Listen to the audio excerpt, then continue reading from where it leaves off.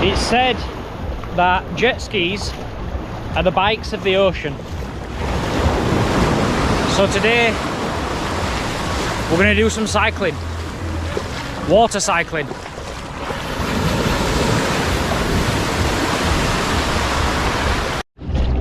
Excellent.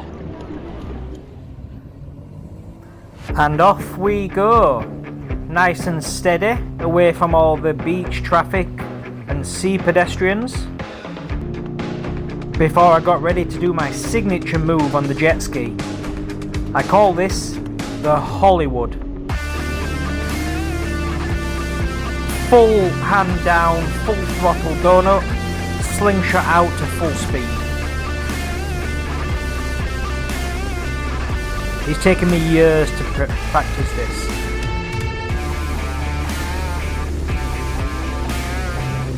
I then went on to test the speed. The Sea-Doo Yamaha, it actually comes in at 82 kilometers an hour or 50 mile an hour is what I got on these motors. Official figures say it does go faster, but that was fast enough for me today. I tested the agility and I got nice and low in the water. See how it performed. Just a bit of information about the Yamaha Sea-Doo GTX. This has a 1.6 litre engine. This model is the GTX, so it's actually the largest of the Sea-Doo collection. It has 230 brake horsepower.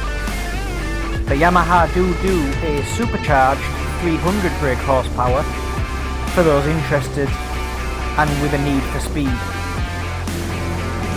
It was time to do a couple of more Hollywoods and enjoy the bounce. It shows that the legs actually do a big workout using the jet ski. You use them quite a lot. There is space for two people, but the person on the back really does need to be aware that they're going to get thrown about a lot, and there's a lot less to hold on to than the driver. But it was time to head in. So in review, if you've got the opportunity to have a go on the Yamaha Sea-Doo GTX, go for it.